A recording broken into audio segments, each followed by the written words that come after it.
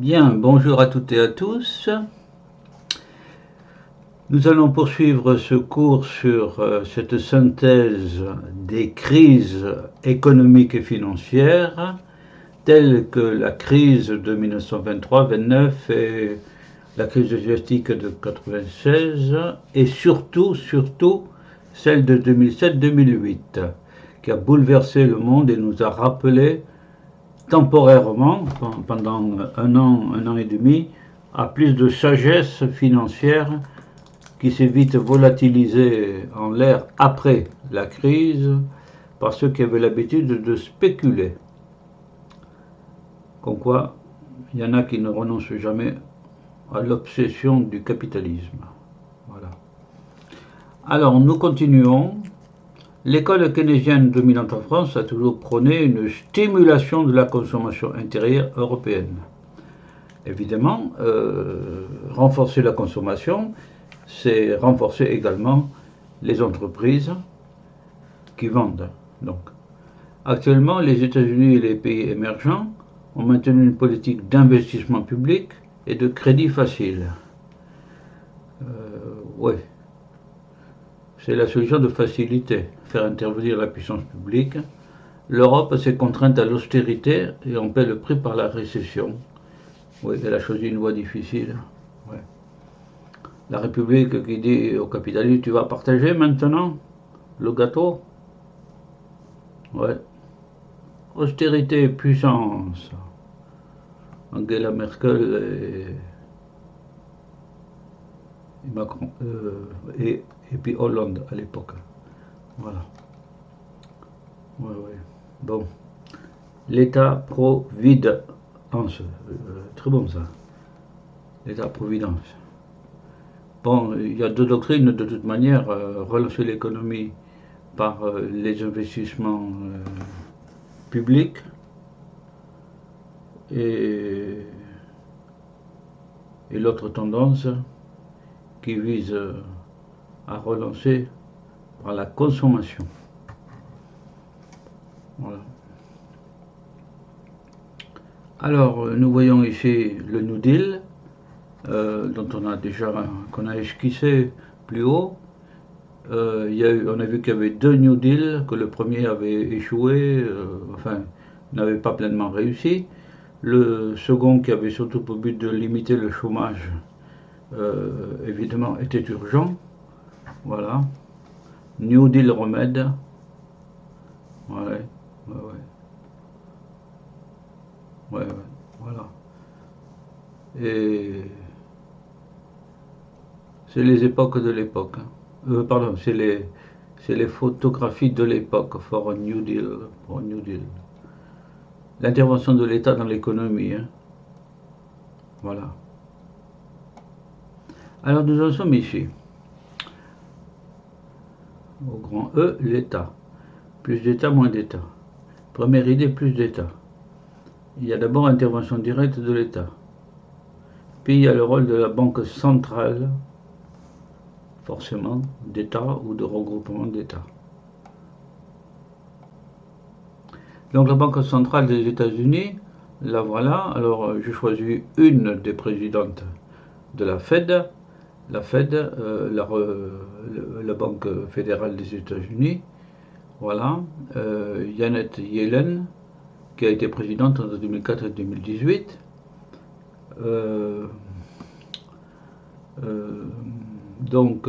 La Fed a des taux directeurs par lesquels elle influence l'économie, un taux à court terme. La Réserve fédérale, la Fed contrôle les taux d'intérêt à court terme, surtout, plus ou moins. Elle les contrôle comme elle peut. Hein. Voilà, les taux d'intérêt de l'allocation de l'argent, comme on dit, c'est-à-dire les crédits souscrits par les entreprises ou les consommateurs des fois, voilà, à court terme. Il y a un taux à moyen et long terme.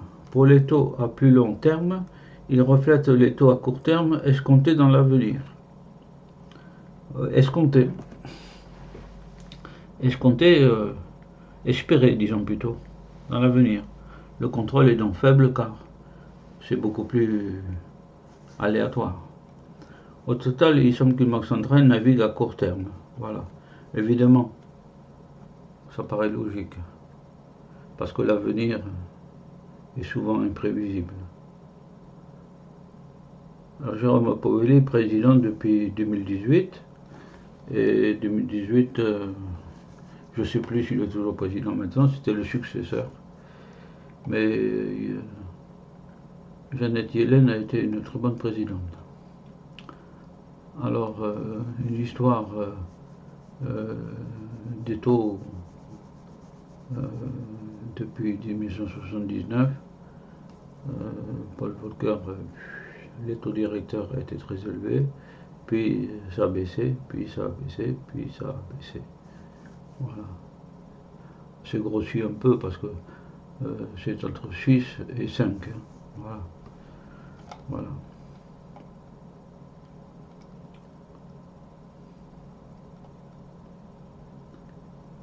Alors maintenant, la deuxième idée, c'est moins d'État.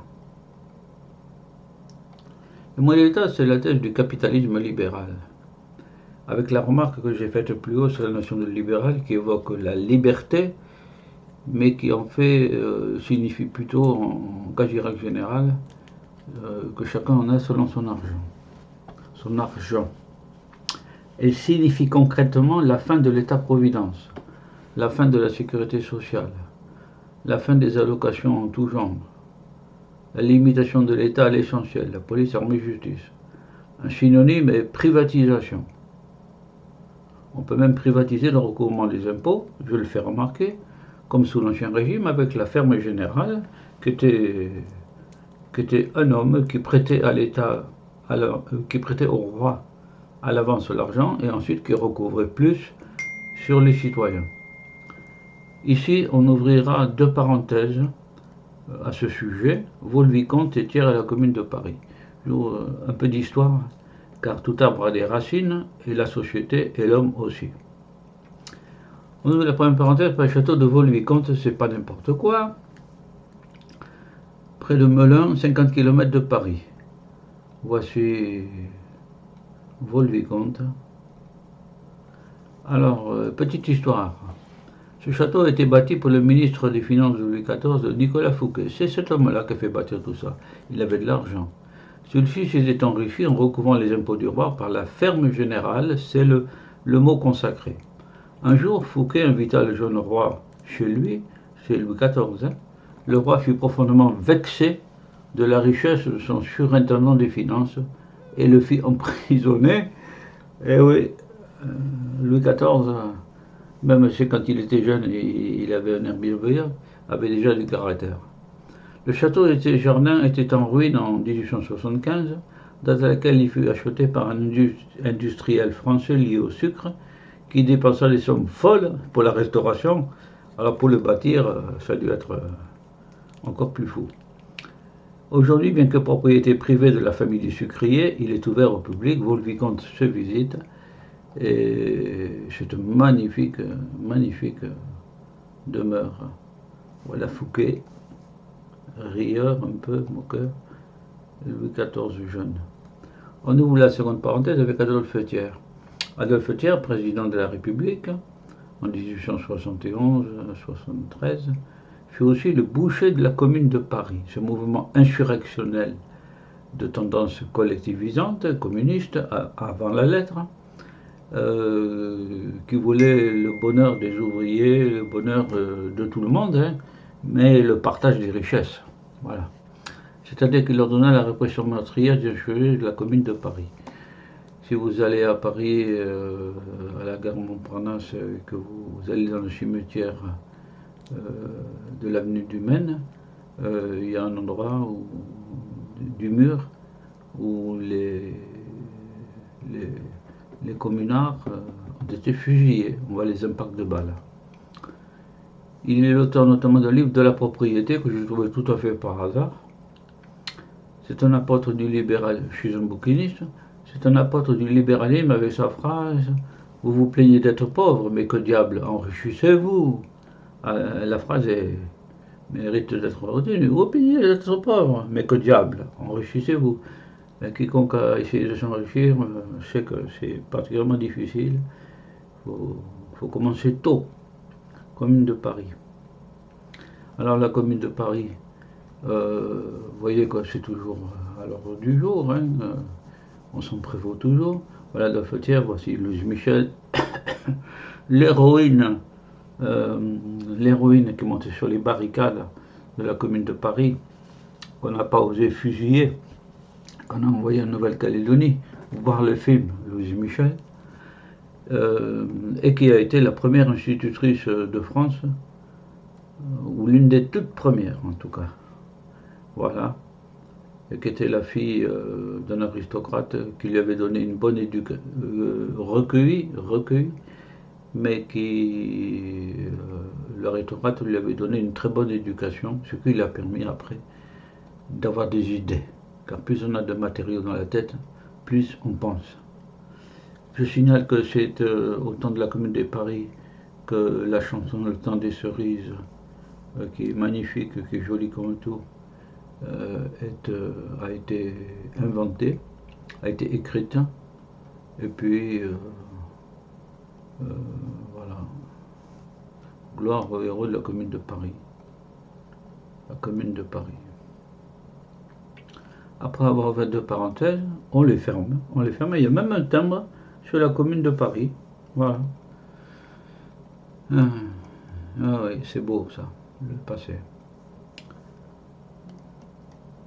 Alors, nous étions au remède. Nous avons parcouru tout ce qui est marqué en rouge. Économie. On a vu tout ça. Liquidité, fonds propres, la nécessité de renforcer les fonds propres, pas comme les hedge funds qui empruntent jusqu'à 40 fois leurs fonds propres. Et après, ça fait des produits toxiques financiers. Voilà. Développer les liquidités propres. Les actifs dévalorisés, on a vu la question. Les bourses de financement ou de spéculation, il faut réglementer tout ça. Les banques de dépôt et d'investissement, il faut les distinguer, bien que parfois c'est difficile. Et ce sont les investissements, les banques d'investissement et les hedge funds qui font ces profits, qui font des acquisitions en totale disproportion par rapport à ce qu'elles ont en caisse.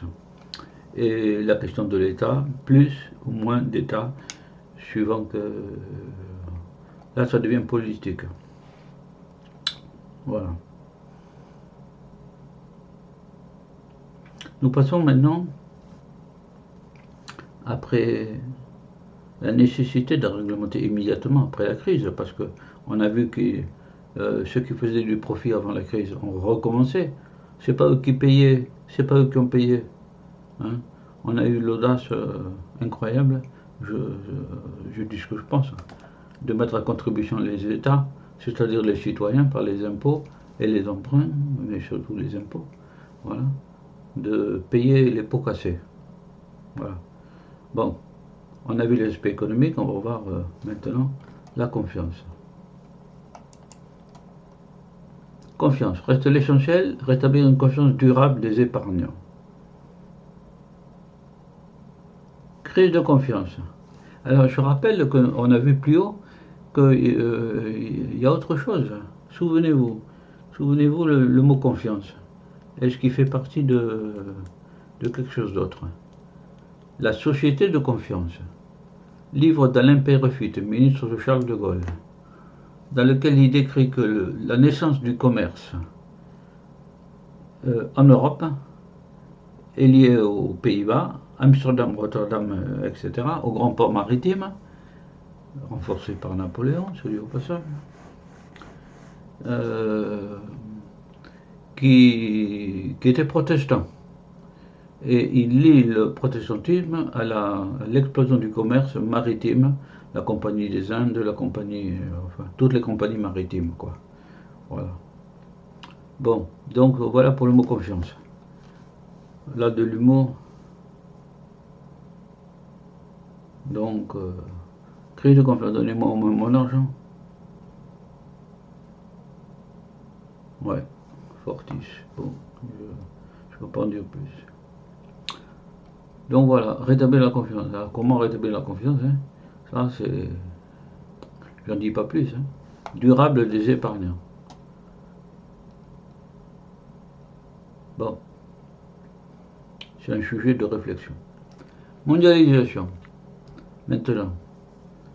Solidarité, orgueil. Solidarité. Alors que dans le monde émerge une classe moyenne avec des conditions de vie décentes, nous nous lamentons sur nos pertes de pouvoir. Oui, voilà. C'est vrai que la Chine, l'Inde est en train d'émerger aussi, le Brésil aussi. Donc voilà. La classe moyenne chinoise, ça fait longtemps qu'on l'a vu à Paris. Voilà. Avant, il y avait les Japonais d'ailleurs. Mais le Japon, c'est autre chose, c'est un pays développé depuis longtemps. Parce que ouvert, pas fermé. Enfin, à tempérer des fois. Orgueil, il faudrait cesser de vouloir bénéficier d'un rang particulier. Voilà, c'est cette idée-là. Voilà. Oui. Ouais. Bon. On en passera ce qu'on voudra. Positiver. Nous avons une espérance moyenne de vie de 80 ans, position très enviable de la France. C'est bien. Pourquoi le monde d'aujourd'hui serait-il plus dur que celui d'avant? Oui. Il suffit de lire la juriste américaine Amy Chua, Le monde en feu.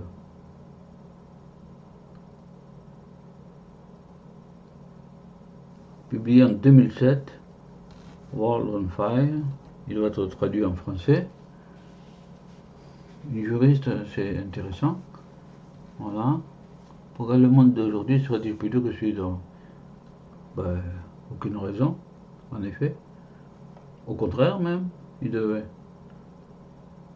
Au XIXe siècle, à la fin du XIXe, Auguste Comte avait bien avancé la thèse que le développement de l'industrialisation allait apporter le confort, le bonheur, le développement des sciences aussi. Les sciences médicales ont fait beaucoup de progrès, etc. Bon, c'est argumenté tout ça aussi par tout ce qu'on a dans la tête. Positiver. Voilà. Alors, nous avons parcouru ceci.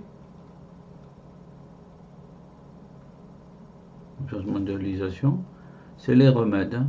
Logiquement, on devrait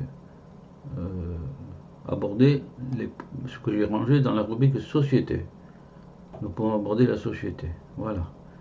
Et magnifique fleur de géranium, là, 1, 2, 3, 4, 5 pétales, c'est constant, car la nature n'aime pas la fantaisie, c'est quasiment géométrique. 1, 2, 3, 4, 5, voilà. Voilà. Et c'est toujours sur la nébuleuse du cheval que nous clôturons ce cours hein, sur les crises avec les remèdes. On va voir ultérieurement dans une autre vidéo les questions sociétales qui se posent particulièrement, que j'ai regroupées là, de cette quarantaine d'articles d'une page ou 2 pages que j'ai dû lire à l'époque pour des penseurs qui pensent sur les crises et que j'ai synthétisé là. Voilà. Ok. Au revoir à toutes et à tous.